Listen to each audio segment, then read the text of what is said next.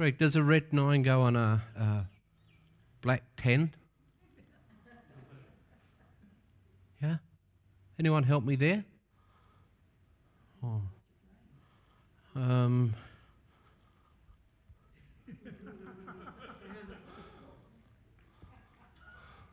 I just thought I'd play a bit of solitaire while I was getting ready to talk to you. Anyone play solitaire here? It's a great game, isn't it? Yeah? I was thinking to myself after this reading, I wonder how many hours I have wasted playing solitaire. No, wait, John. I think there might be a bit of guilt coming in here, but we won't go there, John, because we play these things for different reasons. I like to kid myself that it's keeping me active, but it's not. I sit for hours and hours looking at screens of one type or another, doing basically absolutely nothing, wasting time. I have to be honest, that's really what it is. It's merely wasting time. I try and justify it by saying it gives me time to turn my brain off. Mind you, some people would say it'd be nice if you would ever turn it on occasionally, Paul. But I kid myself that it's relaxing. It's not relaxing. It's just a matter of habit for me. And now, hear me clearly. I'm speaking about me here, not you. I say to myself, how many times have I simply just wasted opportunities of sitting there, when my daughter will come in and I'm so busy playing this stupid game that I don't put it down immediately and start to listen to what she says. Other things that I could have been doing, other jobs that I could have been doing around the house, which I must say would make life a lot easier for me if I just get on and do those jobs, rather than waiting for the obvious consequences of not doing those jobs. Am I making any sense to anyone here? Which caused me to think, in light of today's reading about resources, and the resources we have, and the resources we are given, and what we do with those resources. The obvious thing I always think about when I think about resources, and what's the first thing that comes to your mind? I wonder if it's the money that we have. The money that we have in church, the money that is given to me, and how well I use that money. Because I have to say, I am born probably of the luckiest generation that has walked this earth. I am a baby boomer.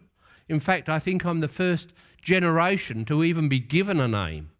Baby boomers, I'm not sure there are sociologists in the room, I won't ask them, but they would know far better than me. There's been ones that have come up, Gen X's and millennials, and what other ones are there, do you know? Gen Y, and it sort of describes that.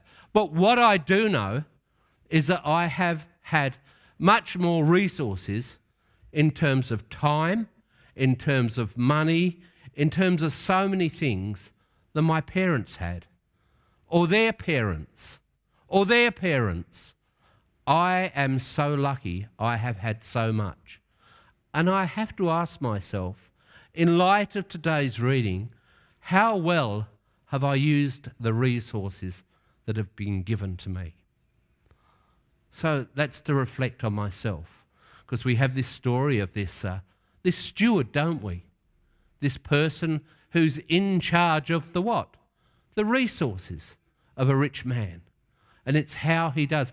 I must say at this point, I struggle, because I don't know, reading through that, who is the hero in the story?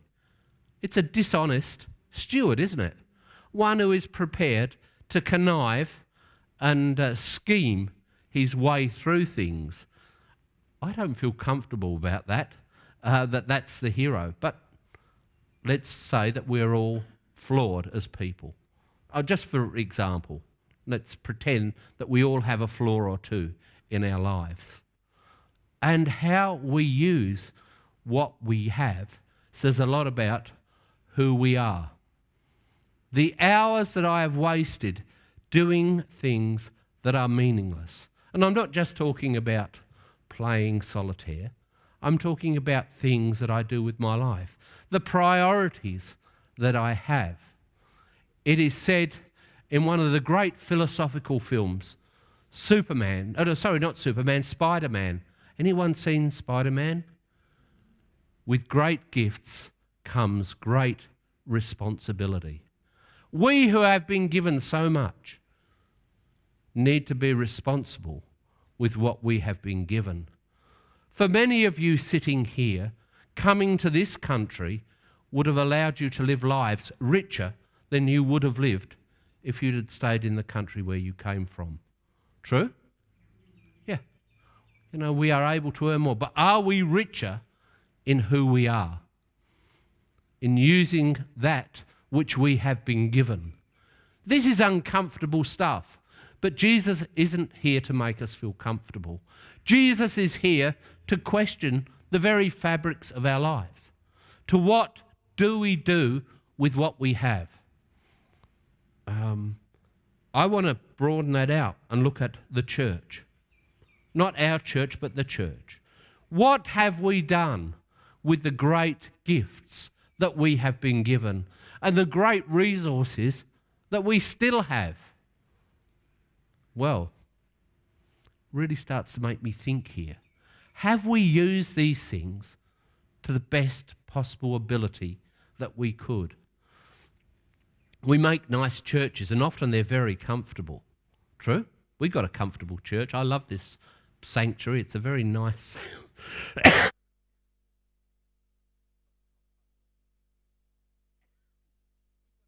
sanctuary.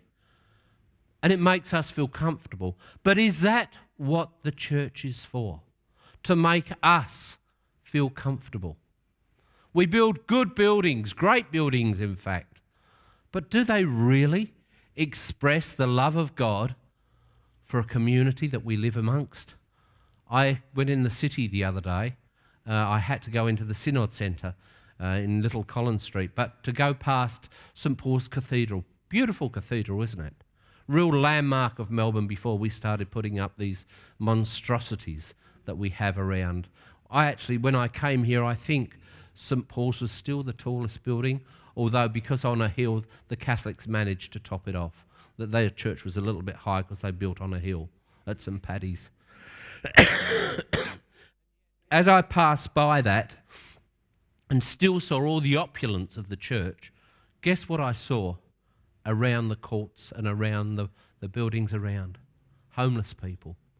And it made me start to think, do we have the right priorities with the resources that we've been given? The story we have today pleads with us to use carefully what we have. Basically, if a crooked steward can do the right thing, how much more should we, who are not crooked, who are people of goodwill, be able to do better?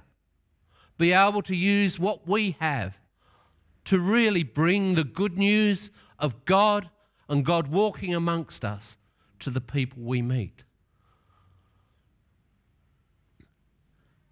We can spend our money on lots of things. We can use our time on lots of things.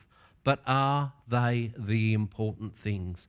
Or have we found some kind of spiritual solitaire where we sit and play for hour upon hour upon hour and yet make no impact into the lives of those around us? I'm not talking here of converting people and just bringing them in. I'm talking about doing things that are meaningful and relevant to the lives of people around us rather than supporting crumbling structures and bad foundations. And I'm not just talking about the physical buildings that we support. Surely we are called to do more with the resources that God has given us. Perhaps one of the richest generations of all time, to do better with what we have. When we see homeless, when we see dispossessed, when we see broken people, it worries me that the state of mental health in our country is crying out, because we cannot use the resources of a great nation to help our people get through this, young and old, men and women. It hurts me when I see so much that is simply pulled down because our priorities are wrong. Our priorities as a nation, our priorities as a church, and our priorities as individuals. Does God want better of each one of us with what we have been given? I have to answer yes. Now, I know that there's a lot of good things that are done through the name of the church. In fact, the Uniting Church is one of the great benefactors of our community in so many ways. How many organisations has the United Church spawned in terms of welfare, health, aged care? But I still have to ask myself, are we doing the best with the resources that we've been given? You don't have to go too far, get in your car and drive too far to see enough Uniting Churches around this place that will be half full, pretty much like ourselves, that are using resource upon resource to keep their doors open and keep their buildings nice, yet really not understanding the imperative that God has given to go out and make disciples of all nations, showing them the love of God, showing them to come and follow in the way that we have been invited to come and follow. How do we use the resources that we have? Well, maybe we don't even know the resources that we have, but each one of you here has resources in many respects. Yes, there's your money, but what other things do you have that you can call resources? What other resources do you have that you can give? I often wonder if I spent less time on my little iPad and more time actually sitting down and talking to the people that matter to me, whether relationships might be a little better, a little less fractured, and a little more life-giving. Because I can tell you what, ever tried to talk to a young kid with earphones in on their iPad? But we're a bit... sorry? Multitasking. I'm not sure if that's a reality or a furphy. Every time I try to multitask, it goes sadly wrong, but then I am a man. And what is it you say? Can't walk and chew gum at the same time? Oh, I'm not going to say that. Us men are worth more than that. But getting back to what I'm saying, so often we are disengaged because we're too busy looking at our metaphorical iPads and getting lost in things that don't really matter. And it's sad when I look round, I saw Bill over there, but you know, these service organisations which are crumbling the same as the church because people are so engaged in things that don't matter rather than things that do build community and society. And it doesn't matter what age group we're in. It's easy to sort of condemn the young people for the iPad generation, but do we always do the best we have with what we've got? What are your resources today that can be used better than they are? Now, I'm not saying go home and put your iPad or your Samsung pad or whatever pad you have away, but I am saying let's think about the resources we have on a much grander scale. Think about the resources that we have here as a congregation. I think we've used resources and getting resources in a good way. You only need to take a look out of the back. When I first come out there, it was a disused tennis court with branches growing up out of the ground that we were frightened to let some of our kids play out of there in case they fell in a hole and never came out again. And now we've got a great resource. I ask myself, are we using it to its best possibility? The other resource is the op shop. What a great resource. And we do great work. Are we using that in the best way we can? Do we as a congregation use the resources that we have? Hopefully in my time I have asked that question and allowed some strange and different and people in the diaspora to come here and use it. We've had weird and wonderful people go through here in quite a long period of time, haven't we? I wish they'd sit in the pews. It would make my life a lot easier because then I could say, look how well I've done.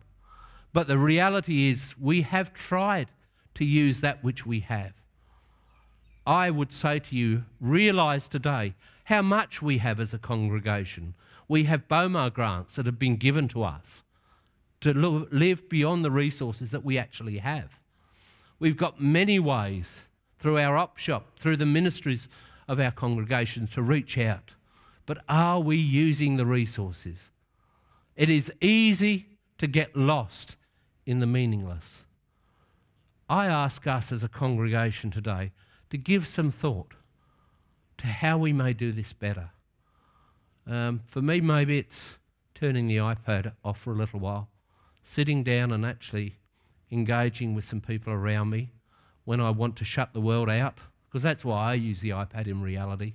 I want to shut things out. But sometimes, even in the moment of deepest darkness, it's good to let some light in, isn't it? To open the windows and to break through, to live our lives in a better way. What do you do with your resources? What do we do with our resources? And what can we do better? Simple thing, we can all do better. Doing better with that which we have. Using what we have wisely. I'm aware for me, time is probably the thing I've got to start thinking about. As a 20-year-old, I never thought about time very much because I sort of took for granted that there'll be another day, some more stuff to do, more time to spend. As I'm starting to get to that mid-60s age, I'm starting to think how much time is going on. I hate to think of what I'll get like when I'm 80 or even 90. I should ask a few people. I was going to wait and ask that, Bill. But seriously, we have been given great gifts, great resources. Let's use them in a better way. Let's think about how we use that which we have, because there is always an excuse, but there is always a reason. Amen.